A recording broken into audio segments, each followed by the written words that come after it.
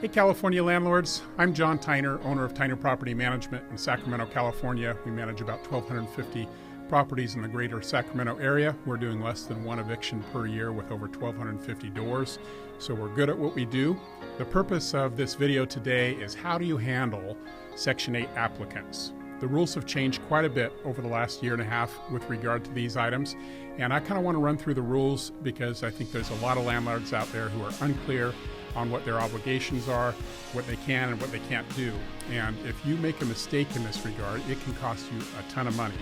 A civil rights violation complaint or a fair housing complaint can easily cost $10,000 minimum, and sometimes if the complaint leads to a full lawsuit, it can be $40,000 or more to settle it, depending on what you do. So it's very important that you do it right, that you handle Section 8 applications right. So the first thing is you must consider Section 8 applications. You can't say we don't accept Section 8 anymore. That's been the case for quite a while with Senate Bill 329. So they have to be considered. Your answer always needs to be, we consider Section 8 applicants.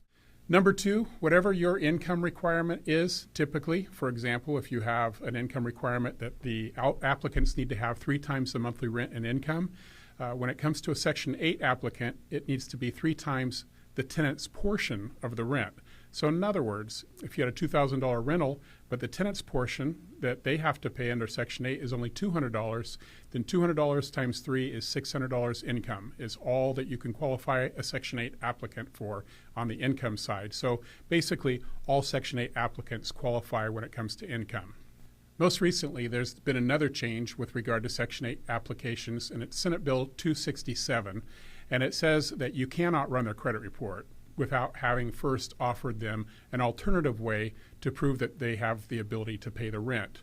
And so we'll focus on that, Senate Bill 267, a little bit more and mostly in this blog, but I wanted you aware of all the things that impact Section 8 applications.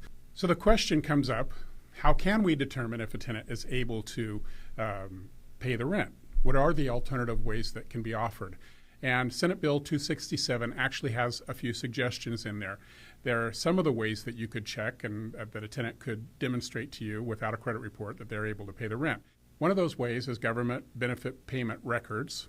Another would be pay stubs or pay records. Bank statements is another way. They could give you several months of bank statements where you could see the income coming in and the rent going out, or other verifiable documentation of income and financial standing.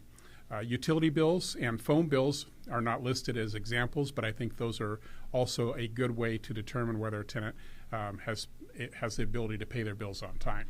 So there's 3 areas of obligation in the Senate Bill 267 that you need to consider. Number one, you need to inform the applicants of their rights. So potential tenants with housing subsidies or Section 8 tenant vouchers, they should be informed about their right to provide alternative evidence of financial responsibility instead of a credit report before you ever would run their credit report. So you need to handle them differently in your tenant screening guidelines. There needs to be a section that breaks out Section 8 applicants and tells them about their rights. If you don't do that in writing, you're really missing the boat. You're going to get yourself into trouble. So have written guidelines and have an exception for how Section 8 applicants would be handled. Number 2, give a reasonable time for response.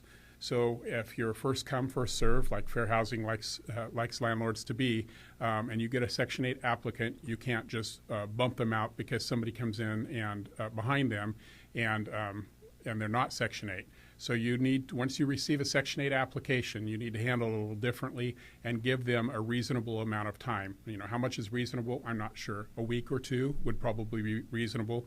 I wouldn't think that more than that would be something that you could stand up in front of a judge and the judge would agree with you that they took too long to get their information in. And then number 3, reasonably consider the evidence that they provide. So carefully and objectively evaluate an applicant's alternative evidence, even if it differs from your standard screening approach. So consider it. If it indicates that they would be able to pay their rent, then they need to be considered. So you may be wondering, why would they make such a law? Why would they do this? Because all applicants have possible misinformation in their credit report, but the fact that Section 8 applicants often have misinformation or poor credit. They weren't getting accepted to the program. So this law opens up some avenues to them that wouldn't have otherwise been available to the average applicant. So being aware that it's possible that there's wrong information on a credit report, this is what the government has done with this, and they've said you have to consider these alternative ways. So while this new legislation definitely puts some restraints on landlords and their ability to screen in a typical way, that still leaves landlords with some ways that they can drill down and make reasonable and fair assessment. Number one, focus on their rental history. So if they've been on Section 8 or not, they have a landlord that they've been paying rent to. You can take a good look at their rental history, both current and prior landlord history. At Tyner Property Management, we have about 18 questions that we ask landlords to ascertain if the tenant is good, pays on time, abides by the lease agreement, snuck in pets or people. All those questions are important. So have a good list of questions for landlords. Number two, income verification. Although that's very limited, you can get pay stubs or the documents that we've talked about, analyze them, and make a reasonable assessment. And then number three, make a reasonable assessment of an applicant's ability to pay the rent. Whatever you decide, you want a legal and reasonable decision in light of the law. So you might have to prove it in front of a judge. Keep that in mind when you make your decision. Point number four, if you're not really comfortable with the law in this area, consider seeking legal advice. Section 8 applications can be so contentious, so problematic for landlords that you might want to actually seek the advice of an attorney. Make sure you're handling it right before you communicate anything back to the tenant. Every applicant that applies, and especially Section 8 applicants, can claim that their civil rights or the fair housing has been violated with their application. Because if you think about it, every applicant has some protected statuses. They're male, they're female, they're married, they're not married, there's family statuses, there's race and origin, country of origin. So all these things are protected. So anybody really could claim that their civil rights have been violated or that fair housing rules were not followed. And if you have a complaint with one of these items, it can easily cost you $10,000 to settle it. And if you can't settle it, if you've really made legitimate mistakes, then it may cost you $10,000, $20,000, $30,000, $40,000 to actually go through a court, hire an attorney, and go through that process. So you want to get it right before you communicate anything back to the tenant. And then lastly, once you know exactly what you're going to do, point 5 is to communicate clearly to the tenant. If they're approved, that's great. That won't cause you a problem. But if they're declined, make sure that you are communicating to them why in a manner that is legal and will stand up should you be challenged. One of the things I like to do when I create a video with regard to a new law is explain where the law came from, give credit where credit is due. And this Senate Bill 267 was authored by Democrats, passed predominantly with Democrat votes. One Republican voted with them, and it was signed into law by Governor Newsom, who is also a Democrat. I will put a link to Senate Bill 267 in the comments below if you'd like to go there and read more about it yourself. In way of disclosure, I am not an attorney. Tyner Property Management is not a law firm. Do not consider this blog legal advice. Seek legal advice from an attorney for your particular situation. That's especially relevant with regard to this blog.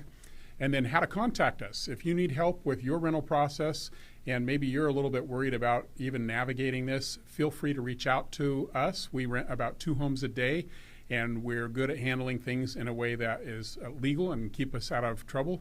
So if you need help, give us a call at 916-974-6003.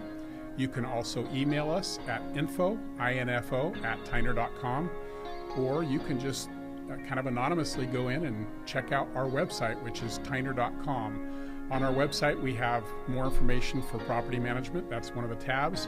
There's also a tab on there where you can see our other videos that we've made and other blogs that we've written. We have a Landlord Logic show on the radio, KFBK, Sunday mornings from 8:30 to 9, and those are also podcasts that are available all under the Resources tab on our website, which is Tyner, TINER.com. Thanks for listening. Be sure to like and subscribe.